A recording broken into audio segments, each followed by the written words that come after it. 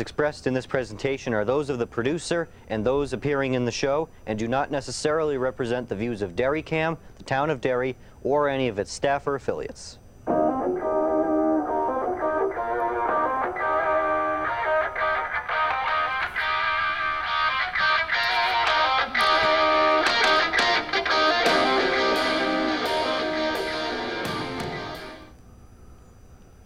Hi, I'm Anthony Henry. Well, we got a lot to talk about today. This is going to be a really interesting episode today, given everything that's happened in the last week and last night. We had a bit of an event last night at the Capitol, nation's capital, and I'm very lucky to have our guest on the show today.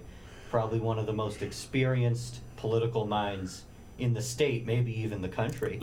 Former State Senator Lou D'Alessandro. So thank you for coming on, and please introduce yourself. Oh, thank you, Anthony. Well, pleasure to be here. I'm Lou D'Alessandro, former member of the New Hampshire State Senate. I served in the Senate for 26 years, former executive council when I represented Derry for the 4th District, and former member of the House of Representatives. My life has been spent in education. I was a teacher and a coach, became a college president, and was chairman of the New England Board of Higher Education and national chairman of the Council of State Government. So I had my finger in politics and in education for a long period of time. But a pleasure to be here, and a pleasure to be in Spacetown. Spacetown, yeah.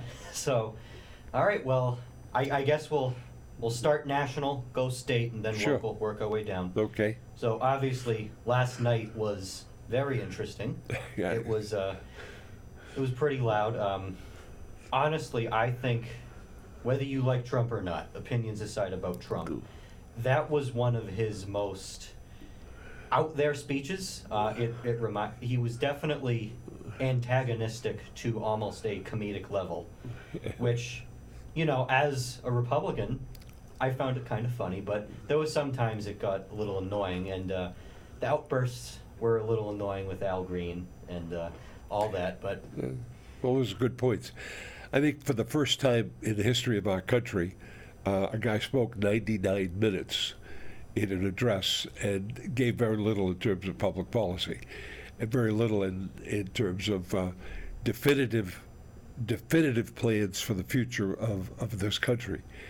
His anecdotes were many and varied. Congressman Green was terrible. I mean, that was offensive. He never should have done that. He was trying to defend Medicare and Medicaid. I understand that. Look at it, New Hampshire, we have 60,000 people whose lives could be very seriously interrupted if anything happens to Medicaid and Medicare at the national level. But in talking about the speech, Trump is a one of a kind. There's no question about that. I've been around a lot of presidents. I started my presidential activity when I was in college, when I met John Fitzgerald Kennedy, who became president of the United States, and who, in my opinion, was just, from my standpoint, a truly great human being who provided great direction for this country and just excited people about being Americans and wanting to do good things for your country. Remember, ask not what your country can do for you, but what you can do for your country. We've lost that. I think we've lost that sentiment. That's got to be regained and got to be recaptured. Last night, Trump was antagonistic. I've never heard anyone insult people in quite the same way as he did. The insults that were heaved upon the former president, justified or unjustified, that's your own opinion. I accept that. But to be insulted from the podium by the sitting president, I can't accept that. I don't think that's good government. I don't think it's good ethics, and certainly it's not good manners. So you had that. You had the tariff situation, which talked about over and over again, and people don't understand the negative effect that tariff has on New Hampshire, the Canadian tariff situation. We import much from Canada. We send our lumber to Canada. It's milled in Canada, sent back here, used to build homes. The price of a home could go up 25% because of that tariff. We import oil and gas from Irving, that comes into state. Look at all the Irving gasoline stations that are around New Hampshire. A 25% tariff on that oil that's coming into the state, the gasoline, what effect is that going to have on your gas? And other ancillary products that are brought in. Canada is a wonderful, wonderful neighbor for us. I was chairman of the Canadian American Trade Council for a number of years. We've had great relationships with Canada. We're trying to create a sister city relationship between Manchester and the city of Sherbrooke in Canada because of the research and development that takes place in Sherbrooke. And that's a nice complement for the research and development that takes place in Manchester, down in our vineyard. And it's exciting. It provides jobs. It provides economic benefit. And now all of that's sort of in limbo as we speak. So on the national level, I think we're in trouble. We want, the people of this state and the people of this country, we want economic stability. We want stability. We want our prices to go down. We want stabilization. We want consistency. And that's not what we heard we were going to get. We heard we were going to get tariffs, that things were going to be bad for a while. The stock market took a plunge, took a deep dive, I might say. It came back a little bit today. But that, on the national level, it's a bit chaotic as we speak. And as I said, I've been around presidents for a long period of time. Before you were born, I was around presidents. So I've seen them all, and there have been good ones and bad ones. So I can tell you that. But New Hampshire's had the benefit of seeing all of them because of our primary. So on the national level, I say we gotta have hope. Walked into a restaurant in Manchester. Was the day before yesterday, and saw some elderly women. And when I say elderly, my age, sitting on the bench. You know what they said? You got to have hope. They were all smiling and said, you got to have hope. So that's how I live. You got to live with hope. And if they're hopeful, I'm hopeful. So let's hope for the best as far as the national level is concerned. So my thoughts on the first 6 weeks and really Trump as a whole, and I might get attacked by some Republicans for saying this, but I support a lot of Trump's policies, but I don't think he's a good human being. I really don't. Sometimes I find him funny. He is entertaining. He is entertaining. I think whether you like him or not, you can admit he's probably the most, on paper, entertaining president we've ever had. But I don't think he's a good human being. It's a lot of why I like J.D. Vance a lot better than him. I think he's Republican policies, but much more articulate. I think J.D. Vance will end up being the next president as a Republican. I actually don't think Republicans will retain the presidency in 2028 as of now. I think that we're going to see, I got two people I'm watching, Josh Shapiro and John Ossoff. I think one of those people will run for those are my two predictions right now. I think Josh Shapiro's got a wonderful character. He's got a great political background. He's running a very significant state, the state of Pennsylvania. I've been in his company a number of times. I don't know him really well, but I do know him. He's a bright, articulate, capable guy, and certainly he's got his eyes on the prize, and the prize is the presidency of the United States. He'll be in the mix along with some others. The governor of Illinois, I believe, is going to be in the mix. And he's done a very good job in Illinois. And, of course, Illinois is a state loaded with corruption. They usually put governors in jail. And then Trump pardons them after they get out of jail, which I think is kind of silly, but it is what it is. We'll have a number of Democratic candidates. And the Democrats we've got to connect with the people. We've got to go back to our grassroots, serving people, being there to benefit people and to make their lives better and to get that message clearly and succinctly across to people. And if we don't do that, we're in trouble. I think that was the biggest mistake the Democratic Party made last year. No question. I think the Republicans, that was Trump's best campaign of his three, no doubt. It was the best run. Yep. He effectively made the Democratic Party, single-handedly, look like they were out of touch, like all they cared about was social issues. Right.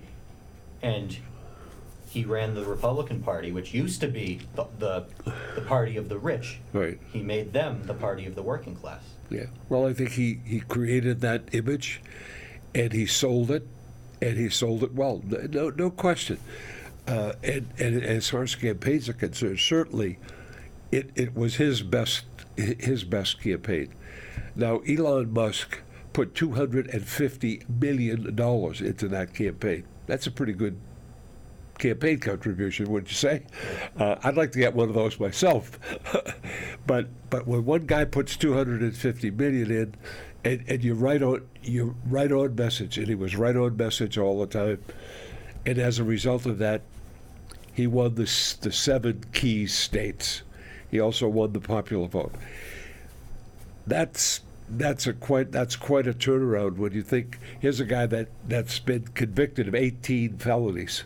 18 felonies. He's a convicted felon 18 times.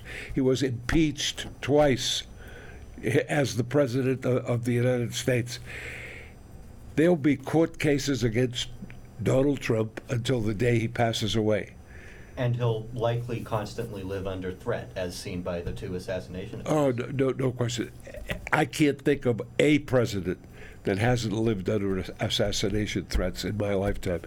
Going back to John Kennedy's assassination, the attempted assassination of Gerald Ford, and others, the Reagan attempted assassination, time after time after time. And that's something I really can't understand, how a country which allows so much freedom and so much ability to succeed has situations where people think that their place in history is assassinating the president. That's terrible. Yeah. It's terrible. And I think the amount of gun trafficking that takes place in the United States, that's even we have more guns available in the United States than any place in the world. Everybody's got a gun, and the problem is there's no problem with having a weapon, but the heck, everybody wants to be protected. It's they get used, and that is the issue. Innocent people get killed. Every day, innocent people get killed. And when I think of the child's life that's taken in these massacres that have taken place in our public schools, you can never recover the life of a child. A parent can never, ever recover from that. And we had that terrible situation in Connecticut. We had that terrible situation in Florida. That terrible, terrible situation in Colorado, which really sort of took the lid off, and we just can't have that. You know, you're from a big school. You know what it's like to have all of those kids in school, and how accessible that is. And look at the money that we have spent to create locks for doors, to create windows, and so forth. So, right, Yeah. It's unbelievable. Like the amount of money we have had to spend to protect kids in an environment that's supposed to be the most protective environment in the country. It's awful. Before we get to state stuff, I have one more question about State of the Union. I'm ready. One thing that kind of stuck with me, and it happens with every State of the Union, like the side of the president always claps and the other side. Right. Do you think that some of the Democrats there were a little too harsh when, like, for example, when they didn't clap for Agent DJ and the kid that's going to West Point? Yeah. Well, look, I think good manners is something we all should have. We're brought up to have good manners. So have good manners. Showing the placards, not doing that, to me, that's an example of poor manners. We all should have good manners.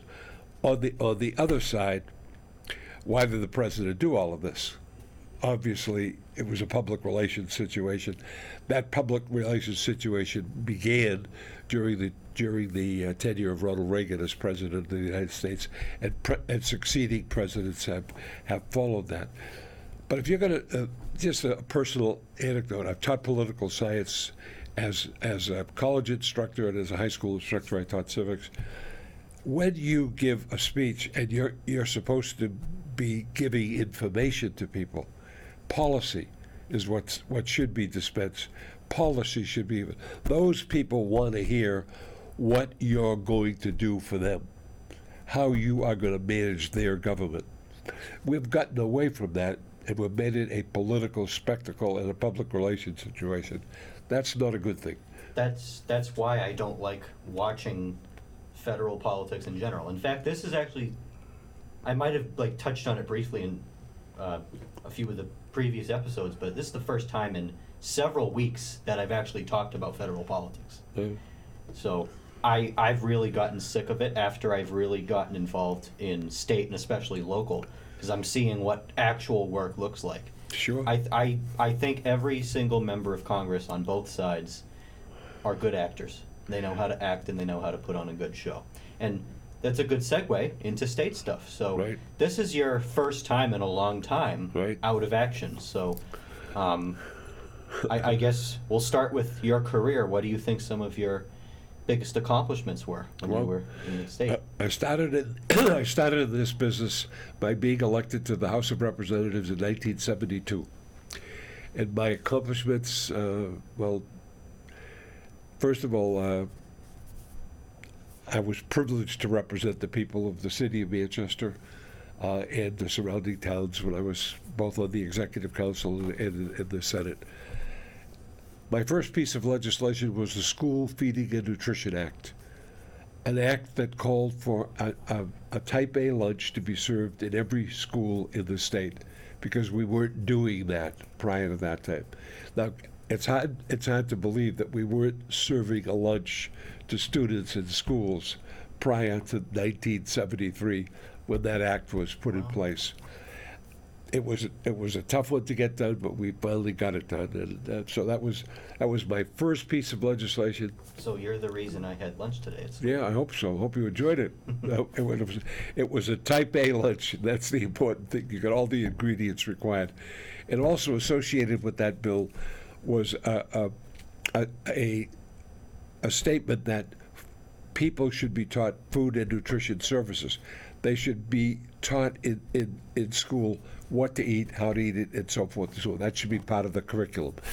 That was my big achievement as a first-year legislator, and my first bill. And the second bill I sponsored, along with Hugh Gallen and Susan McLean, was the food stamp bill, because we had been part of the commodity distribution program for a long period of time in New Hampshire. That's where food was given. Federal government stopped that and initiated a food stamp program. Now it's the SNAP card, and a lot of people are on that thing. We got that bill passed and brought into law without the governor's signature. The governor let that become law without his signature. I think the Food Stamp Act has helped countless numbers of people over the last 50 years. Countless numbers of people. That was something, because we worked very hard to get that done, and a lot of time and effort and a lot of good work on the part of a lot of people. I did sponsor a piece of legislation that allowed for adopted children to find out who their real parents were, and that was the birth records bill. And that's a bill that took me a number of years to get done, and I had a lot of help from my Republican colleagues in the House and Republican colleagues in the Senate. So those are kind of real highlights. I did sponsor a piece of legislation that helped retirees, because under an old rule we had, if you were a retiree at age 65, they took $500 away from your retirement fund because you then collected Social Security, because 65 was the age of retirement. Well, that's not the age of retirement anymore. So I changed the legislation to state, yes, they could take that $500, but it's at the age of retirement, not at 65, because you retire at 67 now. Well, as a result of that, my retirees, or the retirees in the state of New Hampshire, save $12,000, because they don't lose that $500 from their monthly stipend for 2 years. So those are some highlights. I mean, there are other things, but those things kind of stick out, because my purpose in serving in the legislature was to help people. I was there to help people and to make their lives better. That I felt I had a responsibility to do that, and I'm sure my wife would have killed me if I didn't fulfill that responsibility. So I was there to do good work, and privileged to do it for a period of years. And I sponsored the civics bill a number of times. It finally got passed to teach civics in schools, high schools, make it part of the curriculum, and a number of other things. But in total, I sponsored 1,700 bills in the time I spent in the legislature. Now, not all of them got passed, but I sponsored 1,700 bills or co-sponsored, and I feel proud of what we accomplished in the legislature. Because it takes more than just me to do it. But I served under good governors. Jeet Shaheen was an exceptionally good governor. John Lynch was a good governor. Maggie Hassan was a really good governor. Hugh Gallen was an outstanding governor. I served with Chris Sununu, and that was a trip. I'll tell you, we got along very well in the initial phases of his tenure as governor. We worked on a budget together, passed a budget together that was good for the people of the state of New Hampshire. So we had good times and not so good times, but that's kind of a quick summation of the long history. Well, you certainly were the institutional memory of really both houses in your time there. I know my senator, who you know, she speaks very highly of you. Or Regina Bertzel, Yes. terrific senator, was my seatmate for a number of years. A very committed person and very hardworking person. I have nothing but good things to say about Regina and her time there. And Jim Roush, who was her precursor, a veterinarian from Derry, terrific guy and terrific senator. Worked very well with him. And when there was a crisis at the University of New Hampshire, when the veterinary clinic was going to be closed down, we were able to find enough money to fund it so that the veterinary work that's done there could be continued, and that's very important. Remember, all of the work done at the university is done for all of the people in the state of New Hampshire, and it's the University of New Hampshire. But remember, we're a land grant institution, and agriculture and mechanics are part of that deal. That's engineering and agriculture, and we needed something to protect the animals in our state. That's very, very, very important. And Jim Roush, got to give him a lot of credit. Terrific guy. So with the couple minutes we have left, is there anything you're going to be watching over the next 2 years very closely? I'm watching the budget. I think this budget is a very, very, very significant piece of legislation. I'm very worried about the university system of New Hampshire and the amount of money that they receive, because that's an access point for kids. I went to the University of New Hampshire. I was privileged to graduate from the university and got a wonderful education. My wife graduated from the university. My daughter graduated from the university. My son from Plymouth State. So that the university is very important. Health and Human Services. What is going to be the effect of federal cuts on Health and Human Services? Federal money makes up half of the money that goes into Health and Human Services. You know, we get money from the federal government, sometimes on a 90-10 match, sometimes on a 50-50 match, different matches for different programs. So I'm very concerned about that. I'm very concerned about the budget, because the budget affects every person in the state of New Hampshire. Every person is affected by that budget. And if that budget's not done properly, if there's not enough to take care of people, we're in very, very significant trouble. So one more question for you before I get into some Derry stuff related to Manchester. I don't know if you saw, but earlier today, Chrissy Cantor, alderman from Ward 6, announced that she's running for mayor against the incumbent Jay Ruiz. Yeah. And I got to say, I think Jay Ruiz has done a good job. I've gotten along with him, and as soon as he was elected mayor, went down and I met with him and I said, how can I work with you? I want to work with you on any project you want. And we were talking about the Sister City project with Sherbrooke in Canada.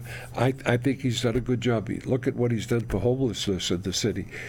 Veterans homelessness, he's gotten places for all of those veterans. So Chrissy Cantor, that'll be a battle. I mean, she's way to the right, so It'll be interesting to see if a Democrat jumps in. Yeah, well, it'll be a contentious primary, I'll tell you that. Let's see what the Democrats do. That's going to be interesting. All right, so just about out of time. Do you have any closing statement before we end? Well, I'm very happy to be here. I'm very happy to see you and to see your engagement in politics and your interest in politics and what makes it work. We need more people to become involved. And if I could encourage anyone, I would say get involved. You don't have to be there forever, but get involved. Vote. You got to vote. Make your voice heard. You know, we have public forums. Go to the public forums. Pieces of legislation, if you can't speak for or against what you believe in, and be a participant. Democracy lives only when people participate. Democracy dies when the minority takes over. I couldn't have said it better myself. So, this is the final episode before our election here in Derry. This will be coming out Friday of this week, so Tuesday, if you're watching on Friday, this Tuesday is the election, March 11th.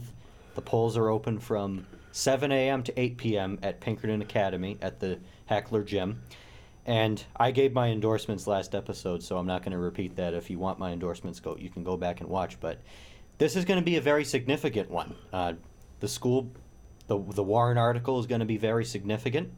If that passes, we're going to get $25 million to renovate our schools, which I was hesitant about the amount of money, but the battle of the dollar amount is over. We need to pass it. We're going to get some really good people on the school board.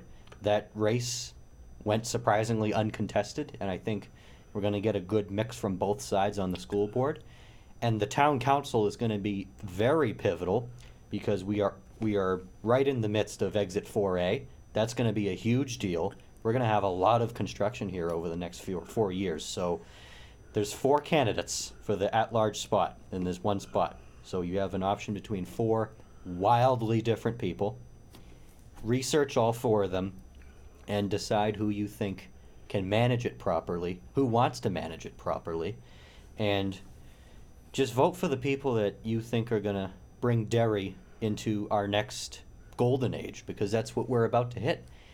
We haven't had as big of a jump in population and in businesses since the 90s, really. And we're about to get that with this new exit, and we're about to have a lot of excitement in the school district. So it's a pivotal election, so please go vote, and please bring 10 people with you. I would if I could, but I'm still 17, so you need to do it for me. I'm Anthony Henry. Thank you for watching. I'll see you next time.